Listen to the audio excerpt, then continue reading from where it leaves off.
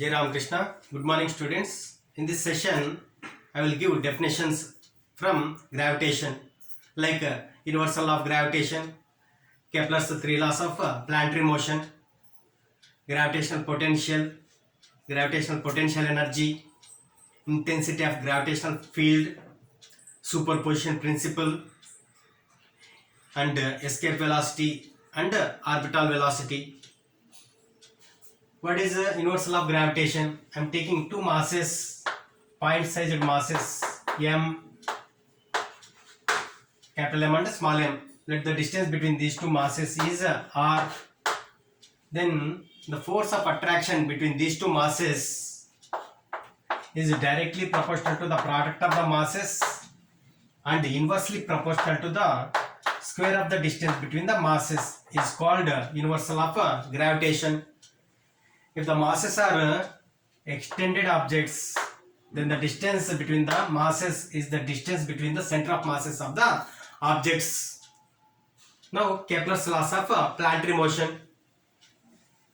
There are three laws of planetary motion given by Kepler. Let this is an ellipse.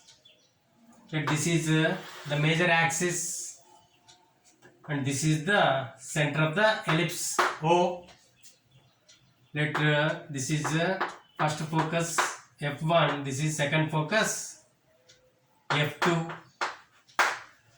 Let this length is semi-major axis A. Let capital M and small m represent mass of the sun and mass of the planet respectively.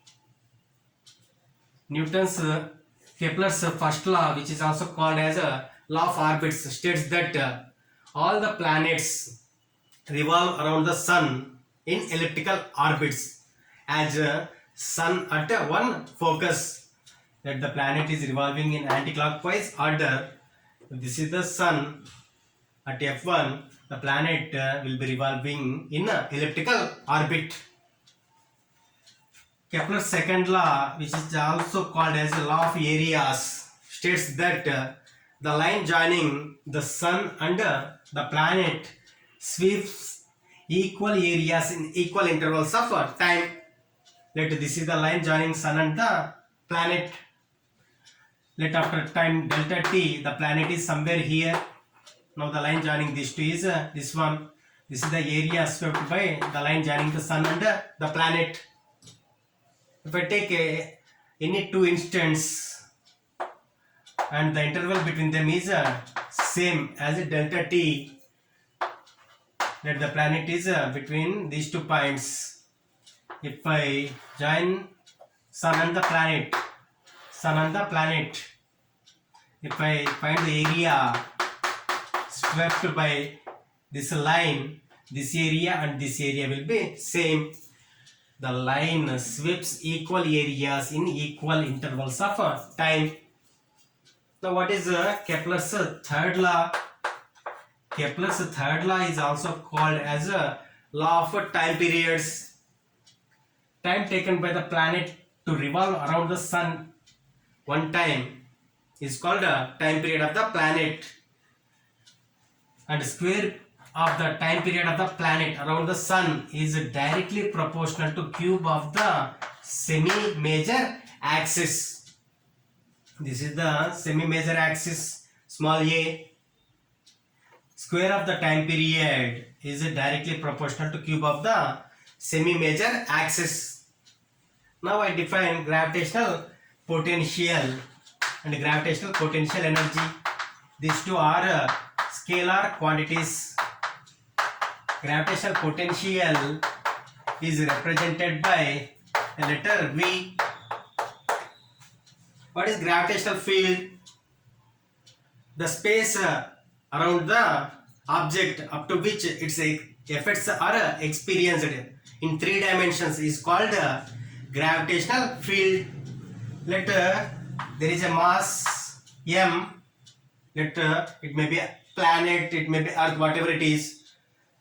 Let its mass is capital M and its field is up to here in 3 dimensions like a sphere. Let there is another small mass or unit mass which is at infinity. Infinity means longer distance. This is unit mass or small mass. It is experienced. It has mass. Its field will be there, gravitational field, but its gravitational field is very small, so we can neglect that. To bring this mass, small unit mass from infinity to a point P, let there is a point P in the gravitational field of capital M at a distance R. This small m is like citizen. This capital M is like a cm. It is influenced. It cannot influence. Now, in order to move unit mass from infinity to a point P inside the gravitational field, I have to do certain work, or external agent has to do certain work. Then work done to move unit mass from infinity to a point P inside the gravitational field is defined as a gravitational potential at that point P. Work done on the unit mass. Work done on the mass to move it from infinity to a point P. What is the unit of gravitational potential? Work is measured in joule, mass is measured in a kilogram. Now I define gravitational potential energy. Gravitational potential and gravitational potential energy are not same. Gravitational potential energy is represented by U. I take the same example. To bring this unit mass from infinity to a point P inside the gravitational field, I have to do certain work.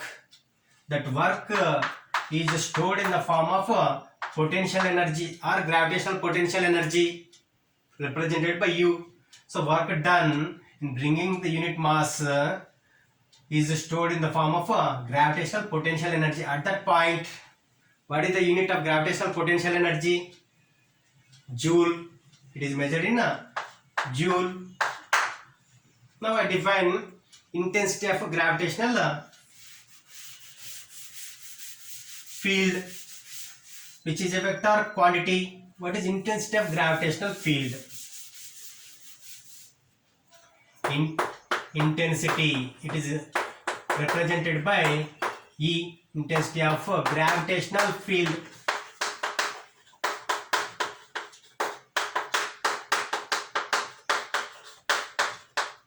It is represented by E bar. It is a vector quantity. I am taking a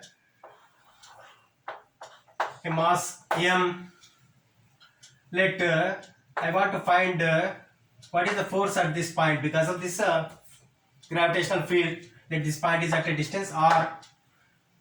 What I do is I put a small mass m at this point, or unit mass I place here. Then what is the force between these two masses? From universal of gravitation we can write gmm by r square. This is the force between these two masses.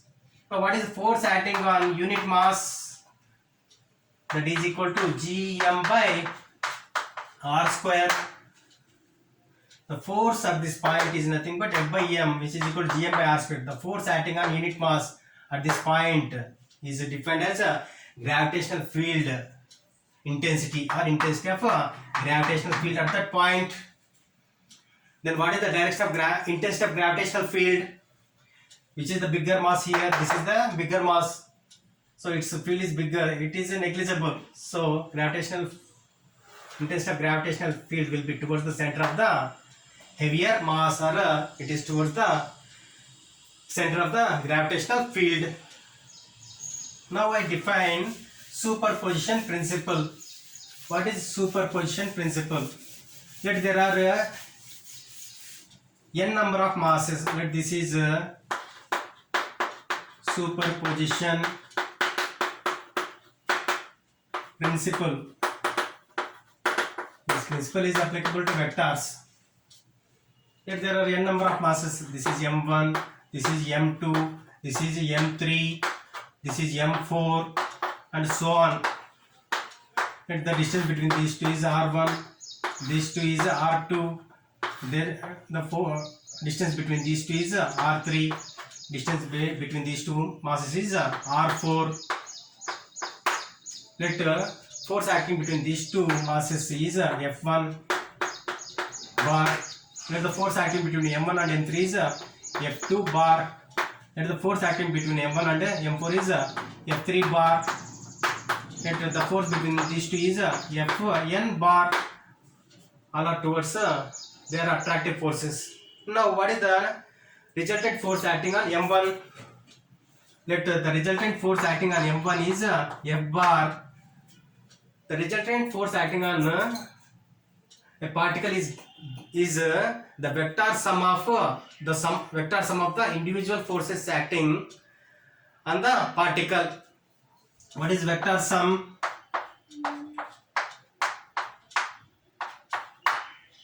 Vector sum of the individual forces. What is the individual force between these two? F1 bar. What is the individual force between these two? F2 bar. What is the individual force between these two? F3 bar, and so on. Fn bar. The resultant force acting on a particle is the vector sum of the individual forces acting between the particles. Now I define escape velocity and orbital velocity. Both are velocities, so units are same, meter per second. If there is a planet, and if I throw the object with a certain velocity, it moves like this and it falls somewhere here. If I increase the velocity, it moves a longer distance and it falls here.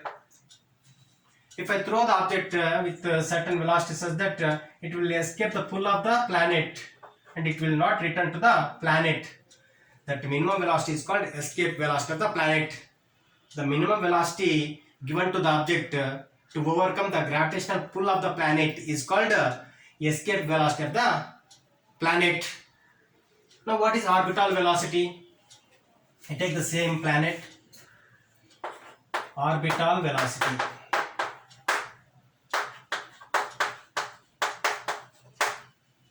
Let there is a tower of height h.